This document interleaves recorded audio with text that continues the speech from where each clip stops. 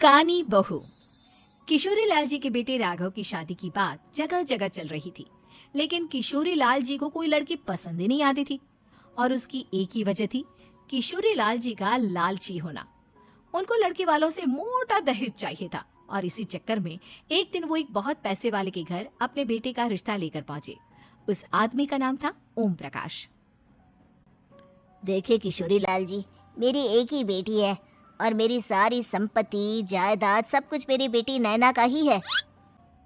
पापा, नाम से लगता है बहुत खूबसूरत होगी। कितना अच्छा नाम है ना, नैना। ओ, वैसे बात तो सही है आपकी। अब इतना पैसा है, जमीन जायदाद है, इकलौती बेटी, आप भी क्या करेंगे? सब कुछ उसे ही देंगे ना।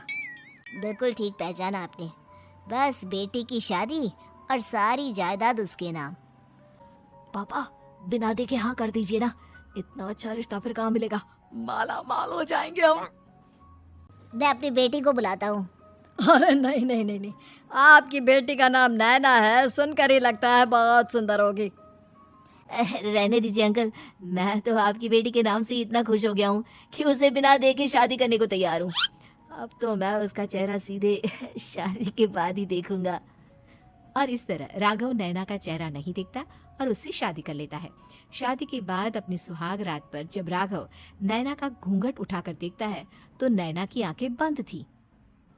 कितने खूबसूरत हो तुम नैना, जरा अपनी आंखें खोलकर मेरी तरफ देखो तो सही। नहीं, मुझे शर्म आती है।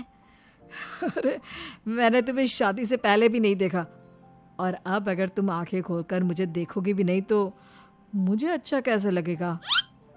इससे पहले कि नैना अपनी आंखें खोलकर राघव की तरफ देखती, अचानक से लाइट चली गई और राघव नैना को पूरी तरह से देख भी नहीं पाया। अगली सुबह नैना राघव के लिए नाश्ता बनाकर लेकर आई। अरे ये क्या, आधा पराठा सेका हुआ है और आधा बिल्कुल कच्चा। ये तुमने क्या किया नैना? बहू, तुमने क्या आधा पराठा तवे से नीचे लटका कर रखा था जो आधा सेका है और आधा कच्चा? मुझे जितना दिखेगा उतना ही तो सीखूंगी ना पापा जी। जहाँ जहाँ मुझे नजर आ रहा था वहाँ मैंने सीख लिया, जहाँ जहाँ नहीं दिखा वहाँ कच्चा रह गया होगा। इसका क्या मतलब है? ये कैसा मजाक कर रही हो तुम? अरे बहू, तुमने इतना लंबा घूंघट क्यों लगाया हुआ है? देखो, हमारे घर में बहुओं को बेटी की तरह रखा जाता है और फिर तुम तो इतना सारा माल लेकर आई हो। देखो, ये घूंघट डाल कर रखने की कोई जरूरत नहीं है। हाँ नैना, पापा जी ठीक कह रहा है, तुम तो आराम से रहो, अपना ही घर समझो। नैना अचानक से अपना घूंघट उठा लेती है। अरे ये क्या पापा, नैना की तो एक आंख फूटी हुई है। नाम से नैना, लेकिन ये तो कानी बहू निकली। मेरे साथ धोखा हुआ है, धोखा। बिना दिखाए अपनी कानी लड़की मेरे संग ब्याह दी। मुझे कानी बीवी नहीं चाहिए। मुझे अभी ओम प्रकाश जी से बात करनी पड़ेगी। आखिर उन्होंने मेरे साथ ऐसा किया क्यों? अरे, आप लोगों ने ही तो पापा से कहा था कि आप लोग शादी से पहले मुझे देखना नहीं चाहते। अब मेरे पापा पर क्यों इल्जाम लगा रहे हैं? अरे लेकिन उन्हें बताना तो चाहिए था ना कि तुम कानी हो, एक आंख से तुम्हें दिखाई नहीं देता। किशोरी लाल और राघव नाराज होकर ओम प्रकाश को अपने घर बुलाते हैं। पापा जी, ये आपने क्या किया? शादी से पहले बताया क्यों नहीं कि नैना की आंखों में परेशानी है? अरे आप ही ने तो लड़की देखने से मना कर दिया था। अरे लेकिन आप बता तो सकते थे। आपको तो हमारी बेटी की प्रॉपर्टी चाहिए थी, वो भी पूरी की पूरी। अब क्या हुआ अगर उसे आधा दिखाई देता है? प्रॉपर्टी तो आपको पूरी मिल गई ना। अरे ये क्या बात हुई? मेरी शादी प्रॉपर्टी से नहीं, आपकी बेटी से हुई है।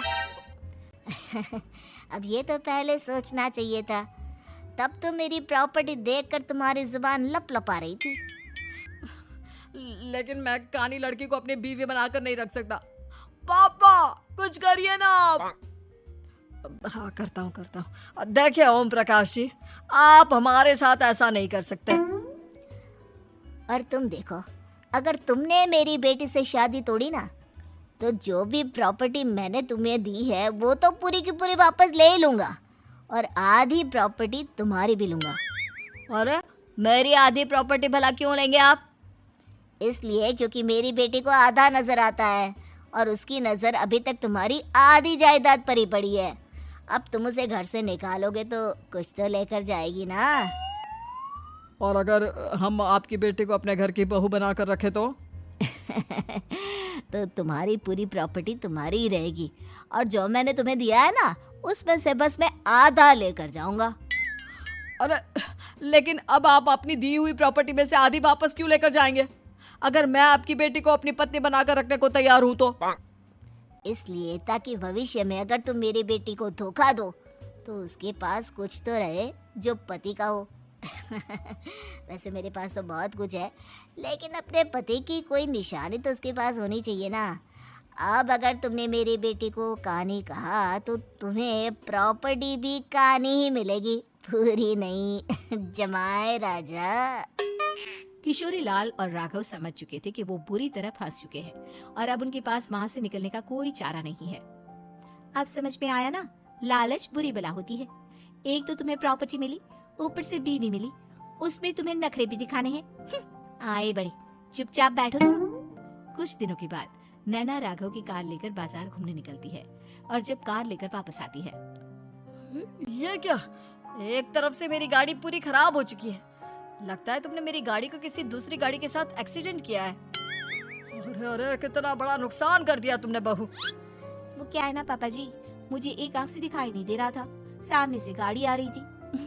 मुझे तो सिर्फ आधा ही दिखाई दिया और वो गाड़ी मेरी कार से रगड़ते हुए निकल गई। अब मैं क्या करूं बताओ? आप इसे ठीक कराने के पैसे कौन देगा? तुम्हारे पापा? तुमने मुझसे इस तरह से बात की? अभी रुको। नैना राघव की शिकायत ओम प्रकाश को कर देती है। देखो राघव, अब जो मेरी आधी प्रॉपर्टी तुम्हारे पास थी ना उसमें से आधी और मैं लेकर जाऊंगा, क्योंकि तुमने मेरी बेटी को डांटा। अरे नहीं नहीं पापा जी, गलती हो गई, माफ कर दो। गलती की तो कोई गुंजाइश ही नहीं। अगली बार मेरी बेटी को डांटा तो बची हुई आधी में से आधी और ले जाऊंगा। लालच के चक्कर में हम दोनों ने बहुत बड़ी गलती कर दी बेटा। एक तो तुम्हें कानी बहू मिली और ऊपर से जो माल मिला वो भी काना।